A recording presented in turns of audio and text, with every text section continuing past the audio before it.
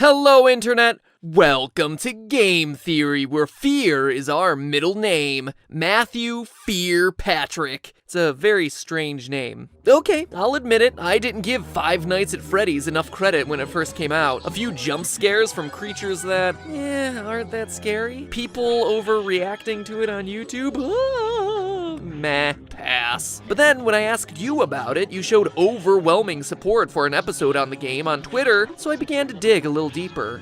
And what I found was some of the most interesting storytelling, most intriguing mysteries, and most disturbing events I'd read about in a long time. Now, if you were just to play the game straight through 5 days, the story would actually come across as pretty superficial. You're the new night guard watching the security cameras at a Chuck E. Cheese-style restaurant called Freddy Fazbear's Pizza. 4 animatronics roam the halls at night because the owners don't want their servos to lock up. Bad news is, you can't let them near you, or else they'll kill you on the spot because you look like a naked endoskeleton. Ow, ow, show them those circuits. Apparently, one of them bit someone back in 87, presumably 1987. And the past guard leaves you recorded phone messages to act as your tutorial, that is, as much as he could record before he got himself killed. And that's it. Stay 5 nights, collect your paycheck, done, game over, play something new. But playing it that way is doing the game a huge disservice, because that's not even scratching the surface. If you're really observant, you start to unravel the layers of unsolved mysteries around this place. You find that there's a 5th animatronic, that posters on the wall will change randomly, that news clippings appear and disappear, telling the dark secrets of this twisted place. Putting it all together, here's the rest of the story. Freddy Fazbear's Pizza, once a popular restaurant, fell into hard times when 5 children went missing there after being lured to a back room by a man dressed in a character costume. Though a suspect was caught and convicted, the bodies of the children were never recovered.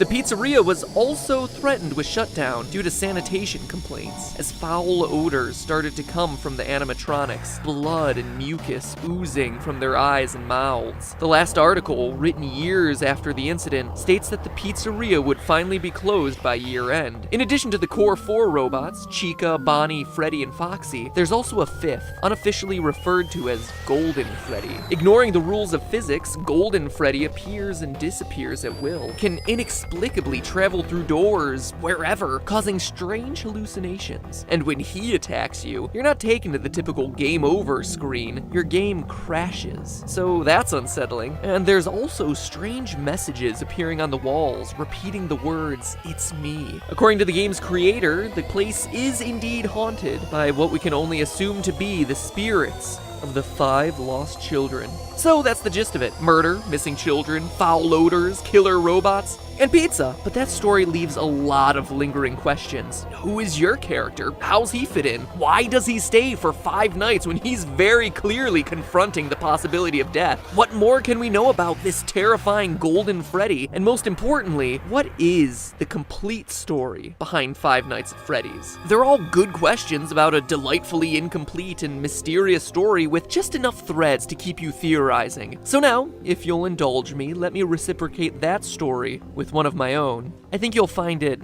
interesting. December 1993, Aurora, Colorado. 10 p.m. Tuesday night at a local Chuck E. Cheese. After a family birthday party runs long, manager Margaret Kohlberg and teenage employees Sylvia Crowell, Ben Grant, Colleen O'Connor, and Bobby Stevens are forced to stay late to close up shop. But as Margaret tallies receipts in the back, Bobby scrubs down the kitchen, and the other 3 work outside in the main arcade. Unknown to any of the 5, there's actually a 6th person locked in the building with them, waiting silently in the darkened restrooms. A 19-year-old named Nathan Dunlap. Earlier that year, Nathan had begun working there as a cook, dough master, before getting fired in July after a disagreement over his hours. Now, 5 months later, he was back. At 10:05, he left the bathroom, pulled out a small caliber handgun, and proceeded to execute everyone in the building. First Sylvia, then Ben, then Colleen. Dunlap then moved to the kitchen, where he surprised Bobby Stevens. The bullet entered Bobby's jaw, sending him sprawling onto the ground. Then finally, Nathan moved to the back, the office, where Margaret opened the safe before Nathan shot her twice, proceeded to grab her bag, filling it with $1,600 in cash, arcade tokens, and keychains. Spurred on by the building's security footage, police were at his home a few hours later, where he was promptly arrested. Eventually, he was tried and sentenced to death, but his story re-entered the news just recently as his punishment has been postponed, leading people to debate whether he's able to sleep soundly, knowing that his execution has been delayed. This is a tragic story, a disgusting waste of human life, and one that I won't joke about or make fun of in any way, but I want to address it because I have a strong suspicion that this story is the one that inspired Five Nights at Freddy's. Let's look at the facts. First, I don't think that there's any doubt that Freddy's is a parody of Chuck E. Cheese. From the singing animatronics to the alliterative naming of the characters, the parallels are just obvious, so the setting is certainly the same. Next, what year does Five Nights take place? The time is certainly kept vague, but there are clues that we can put together. For one, the Chuck E. Cheese franchise had a tremendous period of growth and success in the late 80s and early 90s, but started to decline along the same time as arcades, with at-home video game consoles taking center stage. So that's one clue, but we can get even more detailed, specifically with your character's paycheck. Each night you're working a 6-hour shift, and you're spending 5 nights there. So that's 30 hours of total work time for $120. In total, $4 an hour. How can they do that? That's below minimum wage for 2014. But in 1990, minimum wage was $3.80. In 1991, it was raised to $4.25. And by 1996, you were looking at about $5 an hour. So the game seems to take place between 1991 and 1996. The Nathan Dunlap story took place in 1993. But let's move on to the most important comparison, the victims. In the game, there were 5 child victims. In the real-life story, there were also 5 victims. But we can get even more specific. Online theories about the game always tend to draw a parallel between the number of kids missing to the number of animatronics, saying that the children's bodies were stuffed in the various suits. And this appears to be true. Bonnie and Chica both have moans and raspy breath sound effects, as though someone's trying to cling to the last threads of their lives stuffed inside the costumes. And other sounds made by the animatronics are just slowed down versions of children's laughs and screams. Additionally, as the news clipping mentions, the suits ooze blood and mucus and begin to stink, like decaying bodies or reanimated corpses. So 5 victims, 5 suits, seems like a slam dunk, but nowhere does it say that all 5 were murdered, only that they went missing and couldn't be found. Also, the trouble a lot of people have with this theory is Golden Freddy. Why is that guy so limp and lifeless? So unlike the others. It's weird, until you go back to the real life story. Yes, there were 5 people shot that night in Chuck E. Cheese, which matches the 5 victims in Freddy's story, but of those, 1 survived. Bobby, the one from the kitchen, miraculously survived the shot to his jaw. After he was knocked to the floor by the bullet, he went limp, played dead, to avoid the killer coming back to finish the job. And that relates exactly to the advice you're given on night 3 by the phone guy. Try playing dead.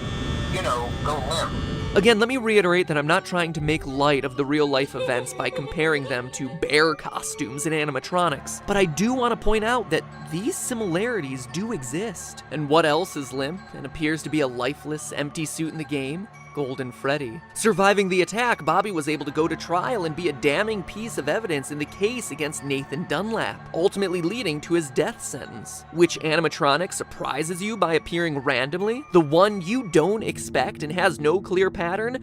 Golden Freddy. It's also worth mentioning that of all the cameras in the restaurant, one is always black, preventing you from seeing what's going on. That camera is located in the kitchen, leading many to assume it's where Golden Freddy hides, which just so happens to be the place Bobby was able to survive the attack. So I ask, odd coincidence or source of inspiration? In fact, if you think about it, the behavior of the animatronics really corresponds with key features of each of the real-life story's victims. We just covered Golden Freddy and Bobby, but the rest have strange parallels too. Bonnie goes into the utility closet filled with floor cleaning supplies, the most prominent ones being a mop and a broom. It's probably one of the most random rooms in the game, until you consider that Ben, the second victim, was vacuuming at the time of the attack. Foxy is kept sequestered in the back of the building, behind a curtain, more aggressive than all the rest, similar to the way Margaret, the manager, was in the back office counting receipts at the time of the murder, and her role as manager would inherently make her more aggressive or assertive. Sylvia was closest to the bathroom and was cleaning up the salad bar at the time of the attack. Chica walks past the bathroom and is associated with food. And Freddy, well, he doesn't have that strong of a parallel with Colleen, but he does appear in the girls' restroom. Odd for what we would assume to be a male animatronic. Maybe it's a reference to Colleen being a girl, or a nod to Nathan's plan of hiding in the bathroom until he was ready to attack. Alright, after doing all the research, reading every fan theory in existence, and putting all the clues together, what can this mean for the story of the game? I think the game is an allegory for that night back in 1993. Here's my final interpretation. You,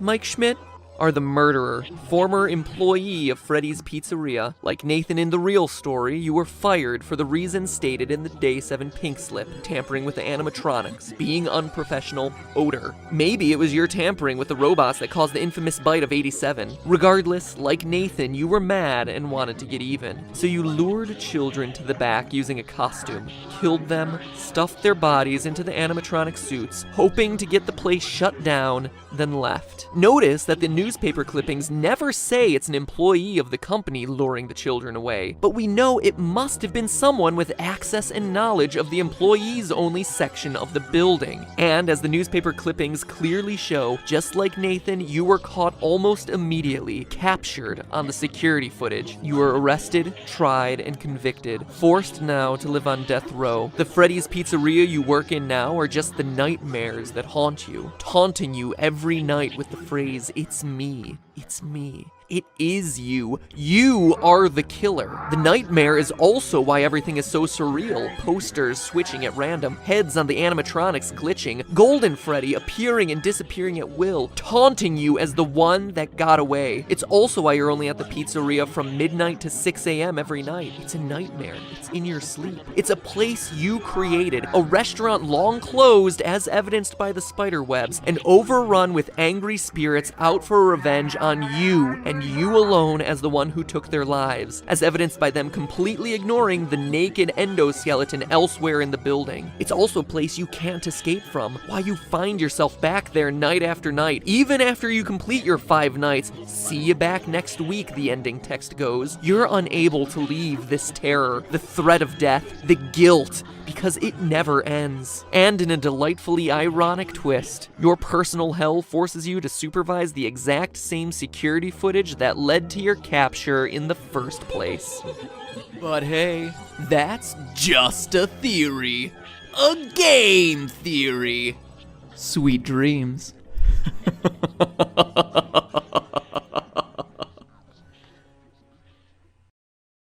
You know what October reminds me of?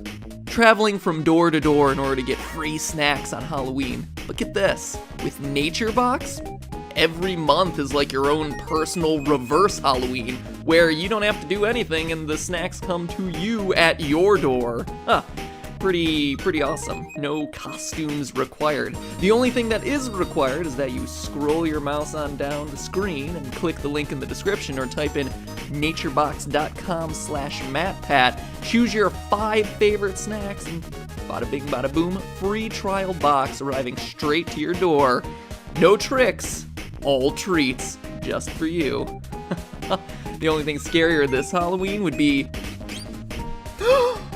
no more Nature Box! That was super cheesy, I know. But seriously, their stuff is really good. So you should click the link in the description and check it out. And as always, thank you for supporting the sponsors who support us. It really does make a big difference on this channel for all us theorists. And now, if you'll excuse me, I need to go hide under the covers and rock myself to sleep because this episode was kind of creepy. And it's really dark in here, and never been good with the dark, so yeah, I'm gonna go